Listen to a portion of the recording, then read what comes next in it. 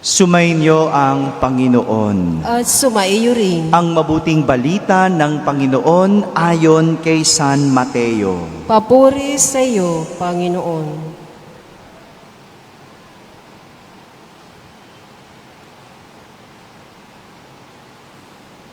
Noong panahong iyon, sinabi ni Jesus sa kanyang mga alagad, "Huwag ninyong hatulan ang inyong kapwa upang hindi kayo hatulan ng Diyos, sapagkat hahatulan kayo ng Diyos ayon sa hatol na inihahatol ninyo sa iba.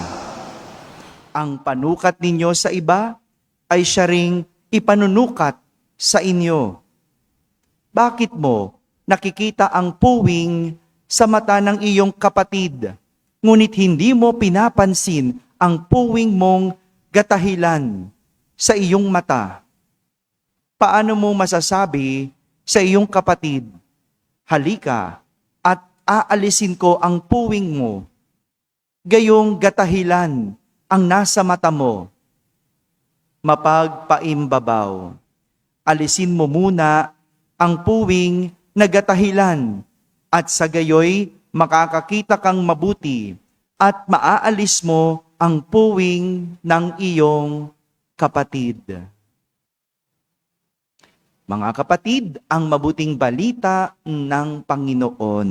Pinupuri ka namin, Panginoong Hesukristo. Maupo ang lahat at makinig sa homilya. Magandang gabi po sa inyong lahat. Magandang gabi sa mga nasa barangay, mga nasa tahanan at nasa abroad na nagsisimba via online. Kasama kayo sa aming banal na pagdiriwang dito sa ating parokya. Isang kwento tungkol sa utang na loob ang ating narinig mula sa unang pagbasa. Sabihin nyo nga po, utang na loob. Sinong hindi nakakaalam kung ano ang ibig sabihin ng utang na loob? Taas nga ang kamay. So, ibig sabihin, lahat tayo. Lahat tayo alam kung ano ang utang na loob. At nangyari ito matapos iligtas ng Diyos ang mga Israelita mula sa kaalipinan ni Haring Faraon sa Ehipto. Ang mga Israelita noon sa Ehipto, alipin, pinahihirapan, sinasaktan, inuutusan. Kumbaga, walang sariling isip, walang sariling desisyon. Lahat manggagaling sa amo, manggagaling sa hari. Ganun ang buhay ng mga Israelita sa Ehipto. Pero, iniligtas sila ng Diyos. Inalis sila sa Ehipto. So mula sa kaalipinan, sila ay naging mga malalayang tao. Pwede na silang mag-isip kung anong gusto nilang isipin. Pwede na nilang gawin kung anong gusto nilang gawin. Kasi sila'y mga malalayang tao.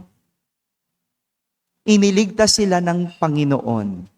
Pero sa halip na sambahin nila ang Diyos na nagligtas sa kanila, sa ibang Diyos-Diyosan sila sumamba.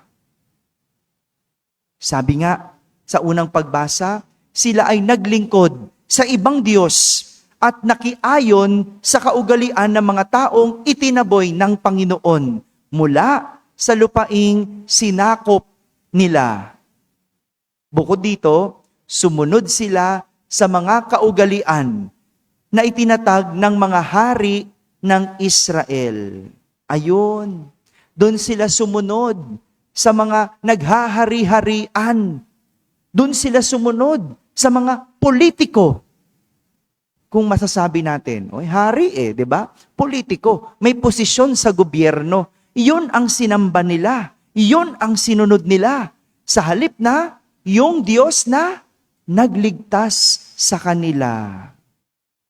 Hindi pa natatapos doon, ang sabi sa unang pagbasa, dahil sa kasamaan nilang ito, ang Israel at ang Huda ay binabalaan ng Panginoon sa pamamagitan ng mga propeta. Ano sabi ng mga propeta? Talikdan na ninyo ang ginagawa ninyong kasamaan. Mamuhay na kayo ayon sa kautusan na ibinigay sa inyo ng mga ninuno sa pamamagitan ng mga propeta. Bigyan mo, no? Binigyan na ng second chance, no? Sinasabi, magsisi na kayo. O sige na, nagawa nyo na yan, magbago na kayo. O sige na, sumuway kayo sa Diyos, magbalik loob na kayo. Pero anong ginawa nila? Sabi sa unang pagbasa, hindi nila ito pinansin. Mga walang utang na loob. Di ba? Walang utang na loob, yung tawag natin sa taong matapos mong gawan ng kabutihan, hindi na nga nagpasalamat, ginawan ka pa ng kasamaan. Walang utang na loob. Yan yung mga hindi marunong magbalik ng pabor mula sa natanggap nilang kabutihan. At ang masakit pa nito, matapos mong pagsabihan, sa huli, hindi ka pinansin. Walang utang na loob. May kilala ba kayong taong walang utang na loob? Hello? Sino? Pangalanan natin dito. Na? 'Di ba? Walang utang na loob, 'di ba? Ang hirap nun, no? Niligtas mo eh. Inayos mo yung buhay. Sinikap mong ibigay yung magandang buhay. Tapos sa huli, hindi na nagpasalamat, ginawan ka pa ng kasamaan. Hay, walang utang na loob. Kaya, hindi ka takataka kung bakit tinaboy silang lahat ng Panginoon. Sa huli, lahat ng walang utang na loob, nahirapan dahil sa sarili nilang kagagawan. Ayon. Sino may kasalanan? Bakit sila nahihirapan? Yung Diyos o sarili nilang kagagawan? Sarili nila. 'Di ba?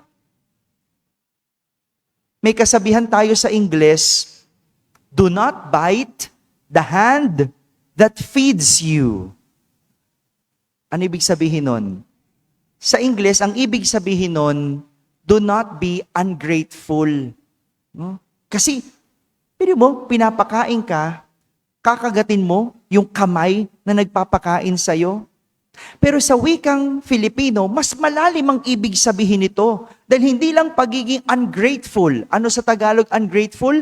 Hindi mapagpasalamat. 'Di ba?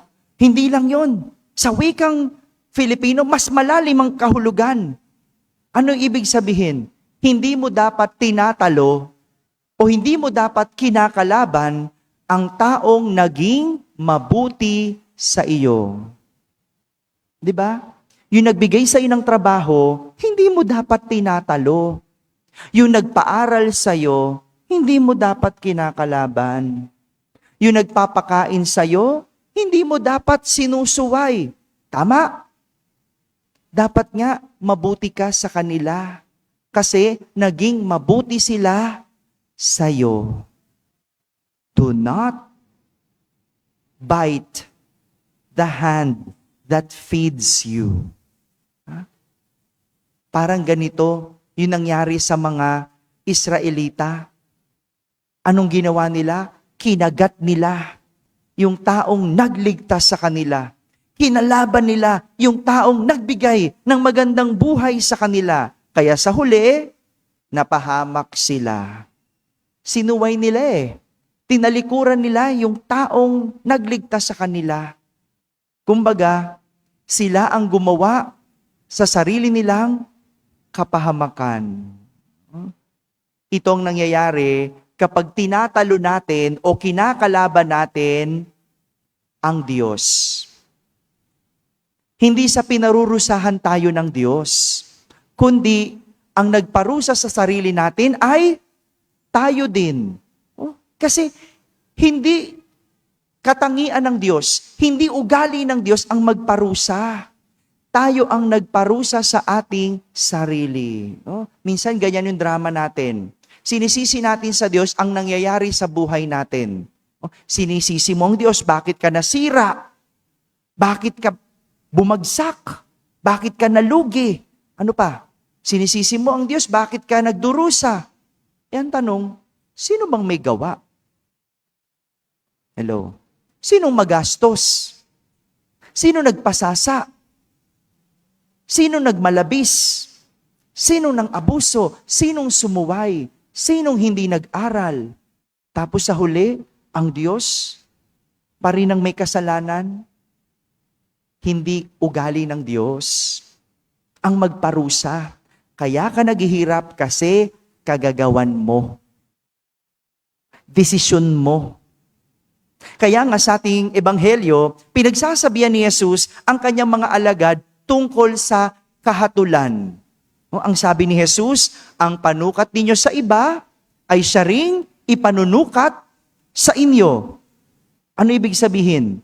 Kung anong ginawa mo, siya ding matatanggap mo. Malinaw? Gaya ng mga Israelita, pinili nila ang kapahamakan sa halip na ang kaligtasan. Kaya, ang natanggap nila ay kapahamakan. At ganyan din ang pamantayan natin sa buhay. Kaya nga ang paalala ni Jesus, huwag ninyong hatulan ang inyong kapwa upang hindi kayo hatulan ng Diyos. Sapagkat hahatulan kayo ng Diyos ayon sa hatol na inihahatol ninyo sa iba. Simple lang naman, mga kapatid, ang gulong ng buhay. Kung gagawa ka ng kabutihan, kabutihan din ang iyong matatanggap. Kaya, kung ginawan ka ng kabutihan, kabutihan din ang gawin mo sa iba. Ganyan ang pagkakaroon o pagtanaw ng utang na loob. Yung ginawan ka ng kabutihan, hindi mo kailangan suklian. Ano kailangan mong gawin? Gawin mong kabutihan na natanggap mo sa iba. Ganyan ang utang na loob. Alam mo yung tao, hindi naman kailangan ng pasalamat. Hindi naman kailangan ng sukli. Ang kailangan mo lang tanawin ang utang na loob. Paano? Yung ginawa sa iyong kabutihan, gawin mo sa iba. Hindi pagpapasalamat. Ang kailangan sa utang na loob, tanawin. Amen? Amen.